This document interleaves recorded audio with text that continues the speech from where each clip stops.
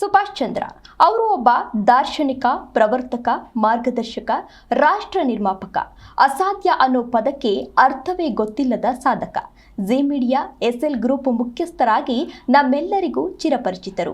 35 ವರ್ಷಗಳ ಕಾಲ ಭಾರತದ ಟೆಲಿವಿಷನ್ ಕ್ಷೇತ್ರದಲ್ಲಿ ಇತಿಹಾಸವನ್ನ ಸೃಷ್ಟಿಸಿದ ದಾರ್ಶನಿಕರು.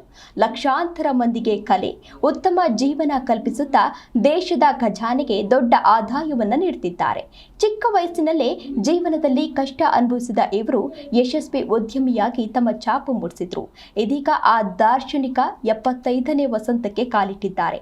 ಅವರು ಆರೋಗ್ಯವಾಗಿ, ಸಂತೋಷವಾಗಿ, ಯಾವಾಗಲೂ ನಗುತ್ತಲೇ ಇರಲಿ ಎಂದು ಆ ದೇವರಲ್ಲಿ ಪ್ರಾರ್ಥಿಸುತ್ತೇವೆ.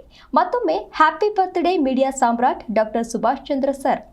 ಸಚ್ ಸುಭಾಷ್ ಚಂದ್ರ ಶೋ ಇದು ಭಾರಿ ಜನಮನ್ನಣೆ ಗಳಿಸಿದ ಕಾರ್ಯಕ್ರಮವಾಗಿದ್ದು 3ನೇ ಸೀಸನ್ನ 7ನೇ ಎಪಿಸೋಡ್ ಈಗ ಪ್ರಸಾರವಾಗುತ್ತೆ. ಹಲವು ವಿಷಯಗಳ ಬಗ್ಗೆ ಸತ್ಯ ಶೋಧನೆ ನಡೆಸುವ ಉದ್ದೇಶ ಈ ಕಾರ್ಯಕ್ರಮದ್ದಾಗಿದೆ.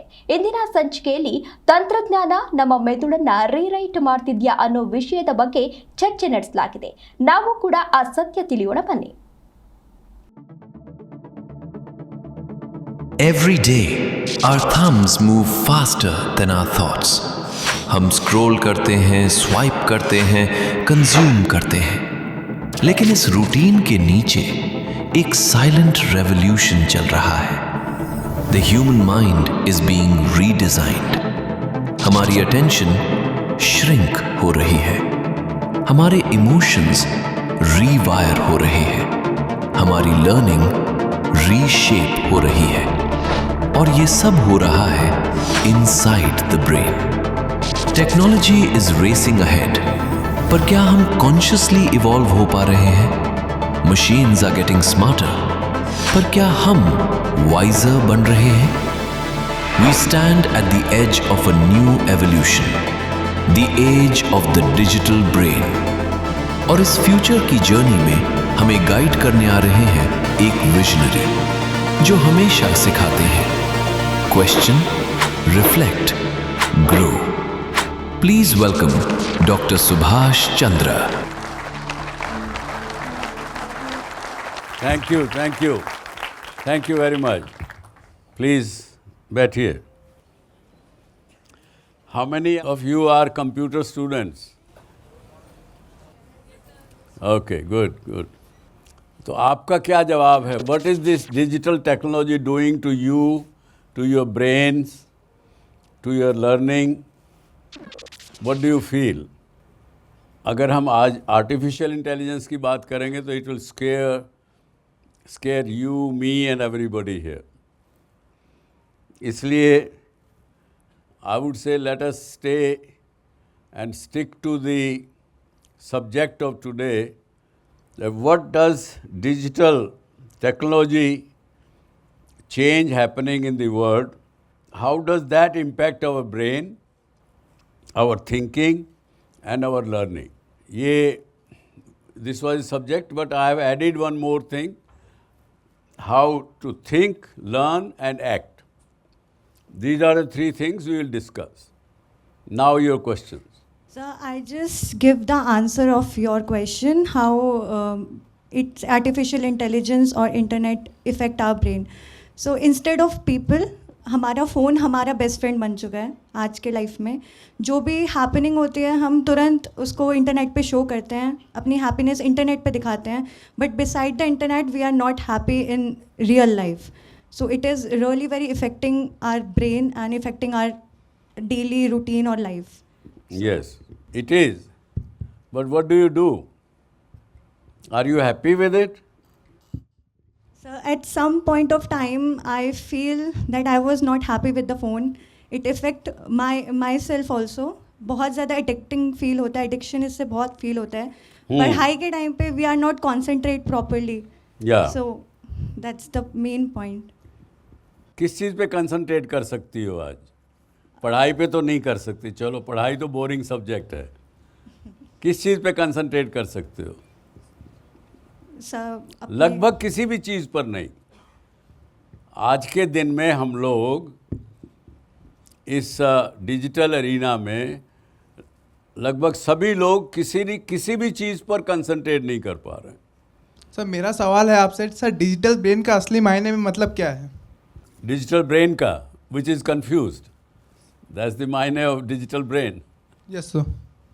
आज के दिन में क्या हो रहा है कि हमको जो डिजिटल सुविधा हमारे सामने है उसको हमें इस्तेमाल करना चाहिए इन क्रिएटिविटी, इन क्रिएशन, लेकिन हमने उसको अडॉप्ट कर लिया। ये डिफरेंस है, अडॉप्शन वर्सेस क्रिएशन। जिस दिन आप डिजिटल टेक्नोलॉजी को यूज़ करेंगे फॉर क्रिएटिविटी और construction, doing something which you want to do, then it will be all right, it will not be confusing. सो मेरा क्वेश्चन ये है कि आज के डेट में हम आर्टिफिशियल इंटेलिजेंस का ज़्यादा इस्तेमाल करके हम अपनी क्रिटिकल थिंकिंग और एम्पैथी जैसे ह्यूमन वैल्यूज़ को खो रहे हैं। तो सर इस क्वेश्चन के ऊपर आपका क्या राय है? आप लोग BCA के स्टूडेंट हैं। Yes sir. आपने स्कूलिंग किया, कॉलेज किया, कॉलेज की एडिशन में अभी आप स्पेशलाइजेशन कर रहे हो कंप्यूटर एप्लीकेशन में। आपको ये तो पता है कि मेरे एसेट्स क्या होते हैं, मेरी लायबिलिटी क्या होती है। जो मुझे लाभ दे वो एसेट, जो मुझे पीछे खींचे, ड्रैग करे, वो लायबिलिटी। बैलेंस शीट में भी दो साइड होती है, एक एसेट और लायबिलिटी, इतना पता है ना। आज के मैं भी बिजनेसमैन हूँ, तो मैं बड़े सिंपल भाषा में अगर आज के दिन बताऊं कि डिजिटल टेक्नोलॉजी हमारे साथ क्या कर रही है, जो हमारे खुद के नेचुरल एसेट्स हमें कुदरत ने दिए हैं, उसको सारे एसेट्स को हमने नॉन परफॉर्मिंग एसेट्स में कन्वर्ट कर लिया। आप में से कोई बताना चाहेगा कैसे हमने कर लिया कन्वर्ट? सिंपल सी बात है। ये ब्रेन जो नेचर ने हमको दिया, इसके अंदर क्या होता है? ब्रेन सेल्स होते हैं। अगर आप कोई किताब उठा के पढ़ेंगे, जो इंटेलिजेंट व्यक्ति भी हैं, आपके टीचर्स हैं, प्रोफेसर्स हैं, जो आपको पढ़ाने से पहले खुद पढ़ना पड़ता है, जिनको बहुत सी बातें जब क्लास लेते हैं तो याद भी रखना पड़ता है। बहुत से लोग आपको मिलेंगे बड़े सक्सेसफुल हैं। तो जो ये लोग सक्सेसफुल लोग हैं, इंटेलिजेंट लोग हैं, वो भी अपने ब्रेन का 20% से ज़्यादा सेल्स का इस्तेमाल नहीं करते। 80% of our brain cells are idling even today of the intelligent people. और जो अगर मेरे जैसा डल है, स्लो है, वो 3-4% ही इस्तेमाल करता। तो जो 20% इस्तेमाल करते थे हम, मुझे याद है कि मैं जब आप लोगों की एज का था, क्योंकि 17 साल की उम्र से बिज़नेस करना शुरू कर दिया था, तो मैं आपकी एज में 25 साल का अगर अपने आप को सोचूं, उस उम्र में मुझे कम से कम 2000 टेलीफोन नंबर याद रहते थे ज़बानी। आज मुझे अपनी बीवी का भी नंबर याद नहीं है। तो जो ब्रेन सेल पावर, जो एसेट हमें कुदरत ने दिया है, उसको हमने इस्तेमाल करना छोड़ दिया। ये सबसे बड़ा डैमेज इस डिजिटल डेवलपमेंट ने दिया हमको। और भी कई चीज़ें हैं जिसके नुकसान हुए, पर कई लाभ भी हुए। आप में से कोई अपना एक्सपीरियंस बताना चाहेगा कि जिसमें आपको कोई लाभ हुआ हो इस डिजिटल टेक्नोलॉजी से, या नुकसान हुआ हो? जब से एआई आया है तो मेरे लिए दुनिया को एक्सप्लोर करना इजी हो गया इंटरनेट के थ्रू, क्योंकि लैंग्वेज बैरियर हट चुका है। क्योंकि मैं अपने जिस लैंग्वेज से कंफर्ट करता हूँ उस लैंग्वेज बढ़िया, ये आपको लाभ हुआ, एक्सप्लोरेशन अच्छा हो गया। आप बताइए। सर एनिमल्स के लिए मैं कहना चाहूँगी कि बहुत हेल्प हुआ। लाइक मोबाइल पे व्हाट्सएप ग्रुप्स होते हैं, कहीं एनिमल इंजर्ड है, कहीं कुछ हुआ है, तो तुरंत ग्रुप पे मैसेज आ जाता है, रेस्क्यू टीम तुरंत पहुंच जाती है। तो that gap has been resolve because of this technology. Okay. Sir मुझे इससे ये लाभ हुआ कि मेरी लर्निंग में, मेरी स्टडीज़ में बहुत हेल्प हुई, बट इससे मुझे ये नुकसान हुआ कि मेरा टाइम भी बहुत वेस्ट होने लगा। काफ़ी चीज़ें मेरा फ़ोन में निकल जाता है, और स्टडी मतलब कुछ और चीज़ें करने के लिए या एक्स्ट्रा स्किल्स के लिए वो टाइम नहीं कवर हो पाता है। मैंने एक लड़के को इंटरव्यू कर रहा था, इंटरव्यू डिस्कशन करने में मुझे लगा कि बड़ा कंफ्यूज्ड है वो, bright young man but very confused. मैंने कहा तुम्हारा स्मार्टफोन, मोबाइल फ़ोन है तुम्हारे पास? बिल्कुल है साहब, वो तो हाथ में ही था, उसने मुझे दिया। उसकी स्क्रीन पर कम से कम there were 100 applications, may be more than 100 applications. और मैंने कहा तुम्हारी क्या सबसे ज़्यादा तुम्हारी स्किल क्या है भाई? अपने आप को तुम आपका टैलेंट क्या समझते हो? What is your talent? Sir I am multitasker. मैंने कहा कैसे हो मल्टीटास्कर? बस सब एक टाइम में मैं 4-5 एप्लीकेशन साथ में देख सकता हूँ। उसके बाद कंप्यूटर मेरे अपने कॉल्स भी साथ में ले लेता हूँ, जब कोई कॉल बीच में आती है, जब मैंने कोई एप्लीकेशन खोली हुई है। हाँ लेकिन सर एक कमज़ोरी भी है, कंफ्यूज रहता हूँ। क्यों कंफ्यूज? इसलिए हो जाता हूँ कि जब मैं एप्लीकेशन देख रहा हूँ उस समय कोई न्यूज़ पढ़ने लग जाता हूँ। वो न्यूज़ देख के मुझे कुछ ध्यान आता है तो कोई एप्लीकेशन में चला जाता हूँ। तो मेजरली वो जो स्क्रीन है वही कन्फ्यूजन का कारण निकली उसका। तो मैंने उसको यही कहा भैया तेरे को नौकरी तो मैं नहीं दूंगा, लेकिन तुझे सलाह दे सकता हूँ how to convert yourself into 2.0 version. वही भाषा समझते हैं ना, वर्जन 2.0, वर्जन 3.0, डिजिटल की भाषा यही है ना। हाँ तो तू 10 दिन बिना टेलीफोन के रह के देख ले एक बार, your life will be much better. और 10 दिन तुम यही सोचना कि तुम कहीं किसी ऐसी जगह हो जो कि डार्क एरिया है। और 1 महीने बाद वो मुझे फ़ोन करने लगा। माई सेक्रेटरी टोल्ड मी कि साहब वो तो पीछा ही नहीं छोड़ रहा, वो कहता मुझे ज़रूर मिलना है। क्यों? मैंने कहा टाइम दे दो, बुलाओ। तो वो लिटरली आके मेरे पाँव पड़ गया और छोड़े ही नहीं। कहता मेरे को नई ज़िंदगी मिल गई, मैं कोई कंफ्यूज नहीं हूँ। और मैंने अपने पापा का बिज़नेस ज्वाइन कर लिया, मेरे पापा भी खुश हैं, मैं भी खुश हूँ, हम आगे बढ़ा रहे हैं अपने बिज़नेस को। लाइफ में कन्फ्यूजन ख़त्म हो गया। तो रामधारी सिंह दिनकर जी कहते हैं, इस मनुज के हाथ में विज्ञान के भी फूल शूल बनकर छूटते हैं, शुभ धर्म अपना भूल। अपना धर्म, अपना कल्चर भूल के हमने उन फूलों को भी शूल बना लिया, उनको भी कांटे बना लिया। और अगर इसको सही में समझना है तो इसको जो कंज्यूम करते हो आप, इस डिजिटल टेक्नोलॉजी को कंज्यूम करने की जगह उसको इस्तेमाल करो क्रिएट करने के लिए। Creation, consumption, culture and control.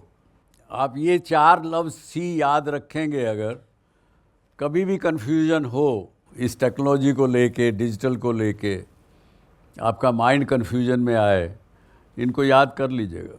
आपकी समस्या इन्हीं कहीं 4 सीज़ के अंदर मिलेगी आपको।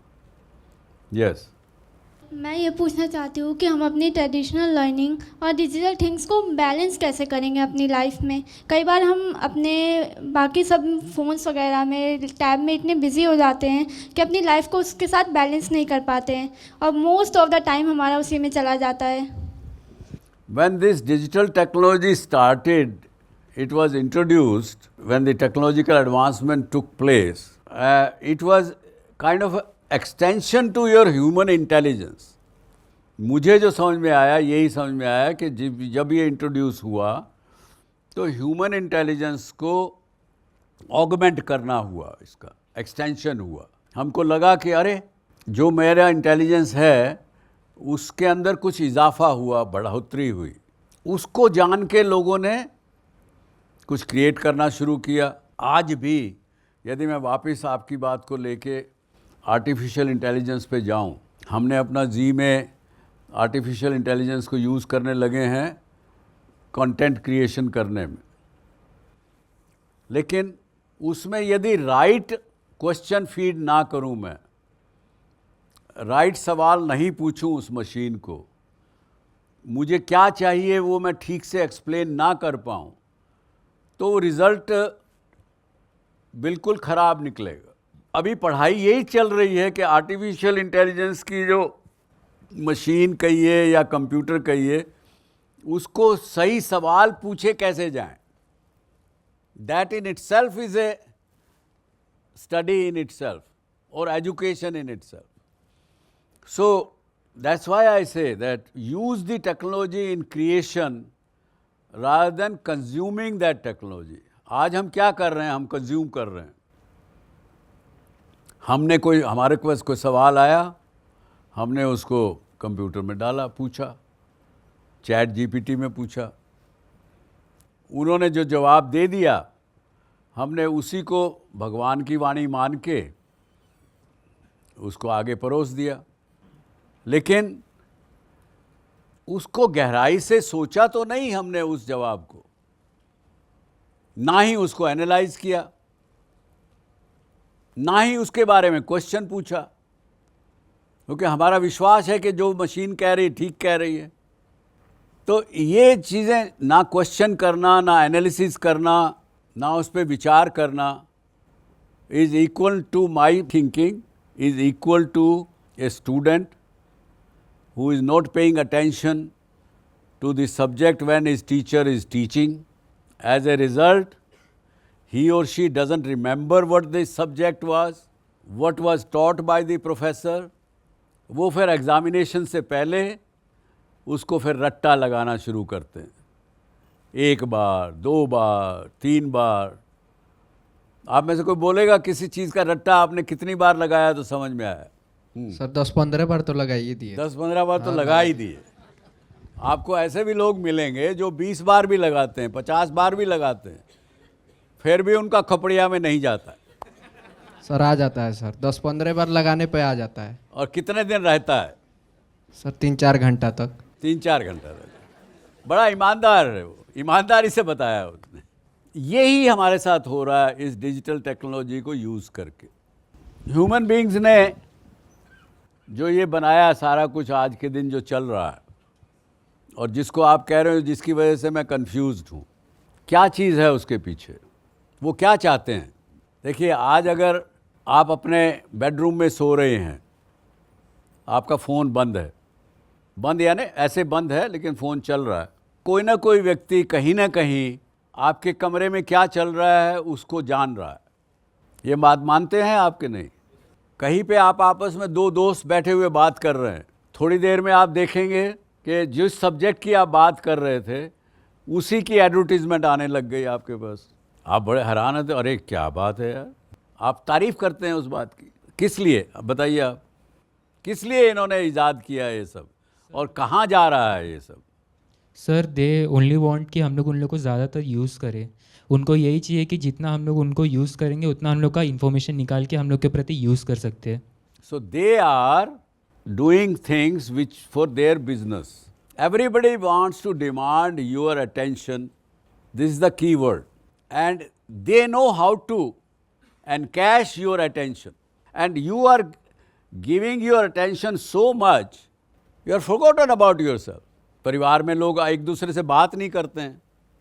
तो इसलिए कहा कि use this technology for creation rather than consumption, and don't forget your basic human values, your own personal human values, your culture which you have learned, which you believe, your belief system.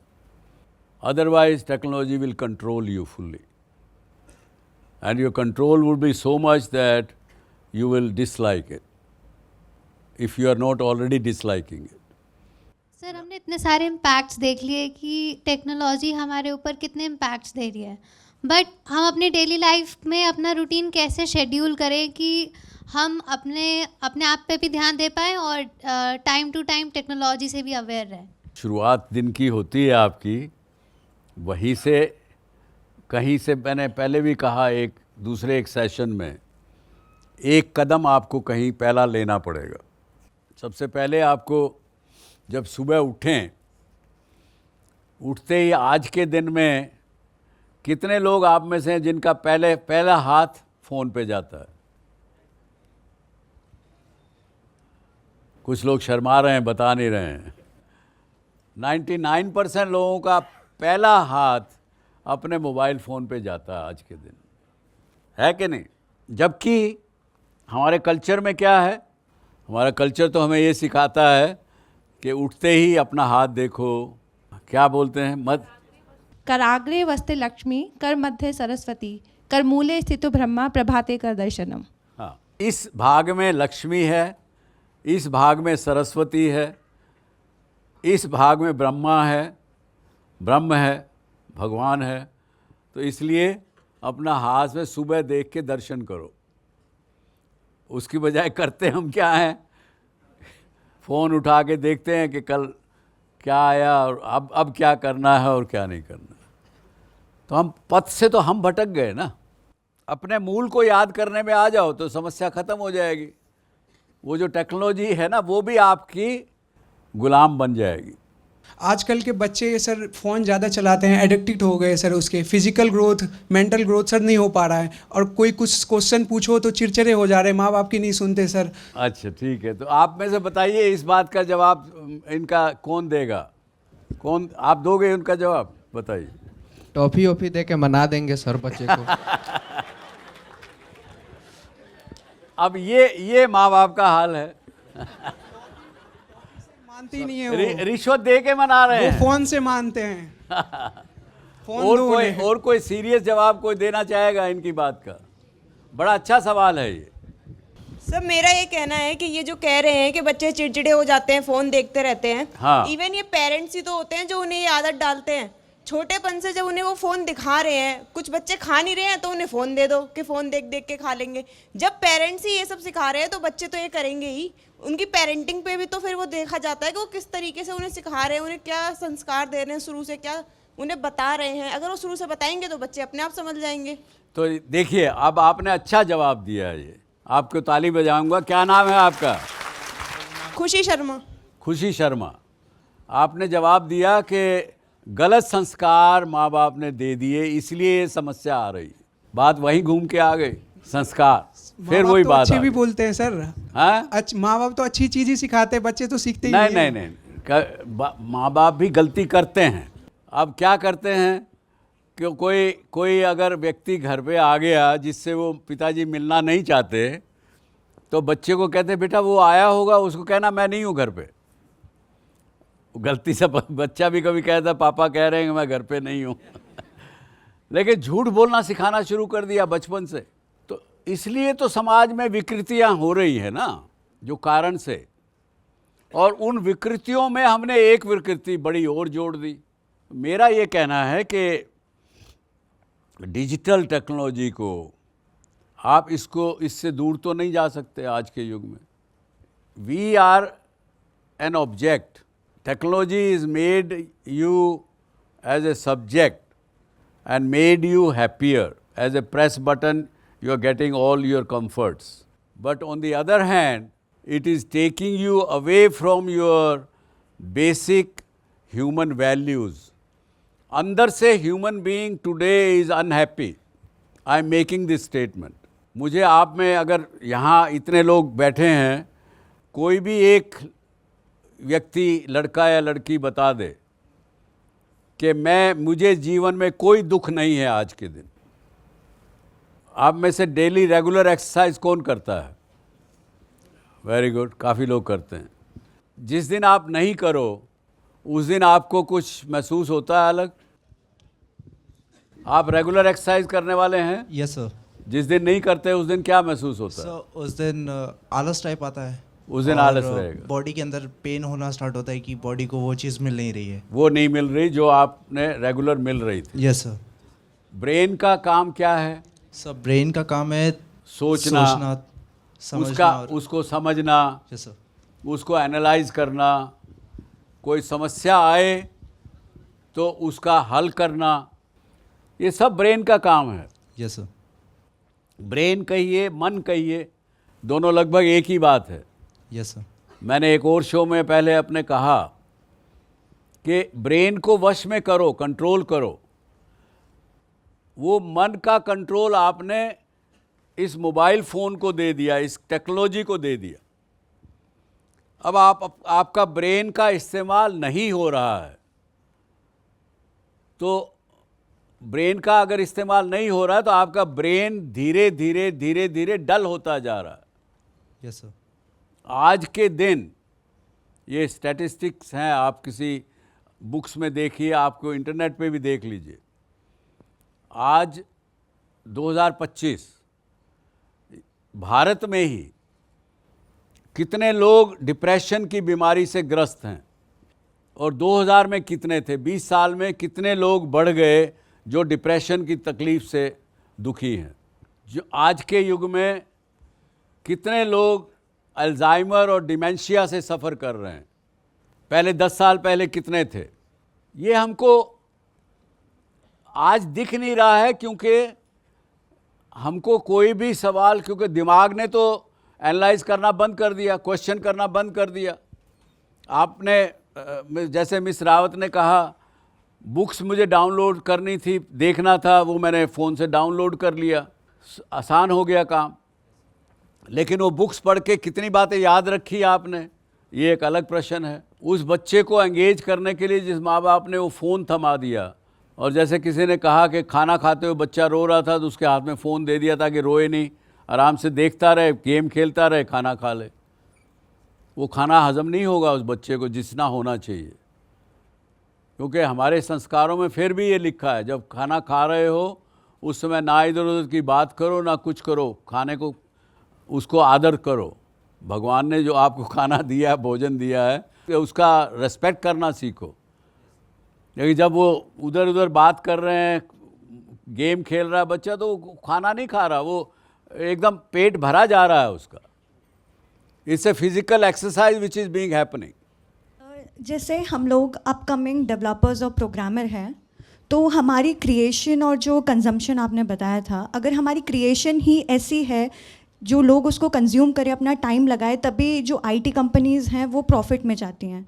तो हमारी creation upcoming भी हमारी ऐसी ही रहेगी, जब तक उसको लोग कंज्यूम नहीं करेंगे तब तक हमारा लॉस होगा। No no, you as a coder, you are given a program and a problematic statement, problem statement, that ये एक प्रॉब्लम है, इसको सॉल्व करने का आप कोड लिखिए। You are doing that part. But sir, जो ऐप्स होते हैं, एप्लीकेशंस होती हैं, इंस्टाग्राम, फेसबुक, उसमें जब तक टाइम कंज्यूमिंग नहीं होगा लोगों का, तो जो रील्स में व्यूअर्स होते हैं वो भी उसी से ही इनकम उनकी होती है। हाँ, तो वो टाइम कंज्यूमिंग ही हुआ। तो अगर उस वे में वो लोग अपना टाइम नहीं लगाएंगे तो उनके लिए लॉस हुआ। वो तो होगा, तो प्रोपोर्शनली दे आर। देखिए, somebody's loss has to be somebody's profit। Exactly. वो बैलेंस शीट दोनों तरफ बराबर रहेगी हमेशा जीवन में, वो नहीं हो सकती, इम्बैलेंस नहीं हो सकता। तो मैंने इसलिए कहा कि जो लोग कर रहे हैं, जो आपकी अटेंशन ड्रॉ करके उसको कॉमर्स में कन्वर्ट कर रहे हैं, वो उनका धर्म है, वो उनका काम है, मैं उनकी कोई बुराई नहीं कर रहा हूँ। लेकिन आप अपने अटेंशन दे के as a consumer, when you give too much of attention and you have attention span today, you know how much is the attention span? From 150 second attention span of 10 years ago, it has reduced to 45 seconds of the human beings. और वो 45 second आपने इसको दे दिए, एक दूसरे के लिए attention बची नहीं, क्या करेंगे आप? उसके फिर दूसरे नेगेटिव इफ़ेक्ट्स होंगे, उसके इम्प्लीकेशंस होंगे जो आज देखने को मिल रहे हैं हमको। मैंने एक शो में एक लड़के को बुला के, वो MBA की क्लास के स्टूडेंट्स थे, उसको बुला के लिखवाना कुछ शुरू किया। उन्होंने 10 आइटम लिखी होंगी, 10 में से 8 आइटम्स के स्पेलिंग गलत थे। It's part of attention span. It is a word of cause and effect. There is nothing in this world, in this universe, which doesn't work without the cause and effect theory. Sir अभी फरवरी में मैंने एक inspiring youth club start किया था। जैसे गांव, कुछ village होते हैं जो पिछड़े वर्ग के होते हैं, जिनमें मतलब टेक्नोलॉजी पहुंच नहीं पाती है। तो हम लोगों ने एक टीम बनाई थी, एक बूट कैम्प स्टार्ट किया था कि टेक्नोलॉजी से गाँव की जो भी मदद हो सके, और तो उधर किया था। तो मतलब पहला दिन था हमारा, कैंप स्टार्ट किया तो गांव के लोगों को बुलाया, उन लोगों को बताया कि आप टेक्नोलॉजी का ऐसा यूज़ करके अपने गांव की प्रॉब्लम सॉल्व कर सकते हैं। मतलब बच्चों को बुलाया 10th क्लास इसके बाद 11th में वो क्या स्ट्रीम लेंगे, साइंस, मेडिकल, कोई कॉमर्स। पर जब भी हम कुछ बताते थे ना तो लोग पहले दिन आते थे और बूट कैम्प 2 में फिर आता था नहीं था कोई, बोलते ये फालतू की चीज़ है, जैसे रोबोटिक्स सिखाना, अवेयरनेस वीडियोस हो गया, एजुकेशनल कंटेंट बना के लोगों को दिखाते थे, पर वो चले जाते थे। अब मैं दोबारा स्टार्ट करना चाहता हूँ तो उसमें ये दिक्कत आ रही है कि मतलब किस तरीके से उनको प्रेजेंट करूँ, ये समझ में नहीं आ पा रहा। उनकी पहले बेसिक नेसेसिटीज़ जो हैं वो पूरी करेंगे। अगर वो जब तक पूरी नहीं होंगी, इंसान का ह्यूमन नेचर का है कि मुझे खाने के लिए मेरे पास साधन नहीं है, मुझे ठीक से पहनने का साधन नहीं है। ये जो बात आप कर रहे हो कंप्यूटर की, उसकी, वो तो बाद की बात है ना। और जो बात मेरे दिमाग में अंदर जाती नहीं है, मेरे मन में, उसके बारे में मैं समझ नहीं पाता हूँ तो बोर हो जाता हूँ। आज आप क्या करते हैं? बहुत बार आप बोर होते हैं, बैठे हुए बोर हो रहे हैं जी, बोर हो रहे हैं तो क्या कर रहे हैं, क्या करेंगे? इंस्टाग्राम पे चले गए, रील स्क्रॉल, कोई दूसरे उस पे लॉग इन कर लिया। वो थोड़ी देर तो वो खुश रहते हैं, उसके बाद फिर बोर हो गए। बोरियत होती है कि नहीं? ये ह्यूमन नेचर को समझिए। उसको, उसके बिना कुदरत के कानून के खिलाफ जाएंगे हम तो कुदरत हमें दंड देगी। ये कुदरत का कानून है। सर मेरा क्वेश्चन ये है कि आपके हिसाब से एक स्टूडेंट की लाइफ में सबसे इम्पॉर्टेंट 3 स्किल्स क्या होनी चाहिए? You have to concentrate on your studies, और उसके लिए you have to start learning how to live in present. दूसरा, डिसिप्लिन, आज का काम आज करना आवश्यक, अब का काम अब करना, there is no tomorrow. And third is to remain healthy. These are 3 things to my mind: healthy, concentration and discipline. Sir for a अगर student I am talking. Sir अगर आप अपने 20 ईयर्स के ओल्ड वर्जन को कोई advice देना चाहते तो क्या देते हैं? तो आज अगर मुझे रिवाइंड करना होगा तो मैं जो मैंने सीखा 50 साल की उम्र के बाद कि try to live in the present, वो मैं उस समय करता। परंतु पुरानी बातें याद करके रिग्रेट्स होते हैं और फ्यूचर याद करके एंग्जाइटी क्रिएट होती है। दोनों ही खराब हैं। सर जब आप अपने फेलियर पे थे तो आप अपने आप को कैसे मोटिवेट करते थे? हार नहीं मानना, ज़िद पकड़ ली कि सक्सेसफुल होना है, ज़िद पकड़ ली कि कर्जा उतारना है, ज़िद थी, वो ज़िद काम आई। क्या टेक्नोलॉजी हमारी सोसाइटी को स्मार्ट बना रही है या फिर ज़्यादा तक डिस्ट्रैक्ट या फिर डिवाइड कर रही है? स्मार्ट तो ज़रूर बना रही है। Yes sir. लेकिन हमारे अपने दिमाग का जो एसेट जो कुदरत ने हमको दिए हैं, उसका इस्तेमाल करना से दूर कर रही है। Yes sir. और विद द रिज़ल्ट आगे आने वाले समय में हम अपने आप को और अपने परिवार को, अपने समाज को जिस ढंग से हमें संभालना चाहिए, कंट्रीब्यूट करना चाहिए, वो हम नहीं कर पाएंगे। तो खुद को इस्तेमाल होने से बचाइए और टेक्नोलॉजी को इस्तेमाल करना सीखिए। So more or less we have covered most of the questions. I hope it was helpful and useful. To me it was useful. I have learned some of the things. But मैं ये कह के बंद करूँगा कि अगर हम जानकारी में थोड़ा तेज़ हुए हैं, जानकारी गैदर करने में, टेक्नोलॉजी गैदर करने में जब तेज़ हुए हैं, समझ में थोड़ा धीमापन आया है। यहाँ तक कि कुछ MRI स्कैन्स बताते हैं कि लगातार स्क्रीन एक्सपोजर से हमारे दिमाग के प्रीफ्रंटल कॉर्टेक्स यानी सामने वाला एरिया जो एम्पैथी, जजमेंट और क्रिएटिविटी संभालता है, उसकी एक्टिविटी कम हो रही है। इसका मतलब ये है कि हम स्मार्ट तो हो रहे हैं, लेकिन पहले जैसे संवेदनशील थे, वो संवेदनशीलता हम में नहीं रही। हम वर्ल्ड लेवल पर अब कनेक्टेड हैं, पर खुद से डिसकनेक्टेड हैं। तो अपने आप से खुद से वापस कनेक्ट होना सीखिए। ये कह के मैं आपसे इजाज़त लूँगा। Thank you very much.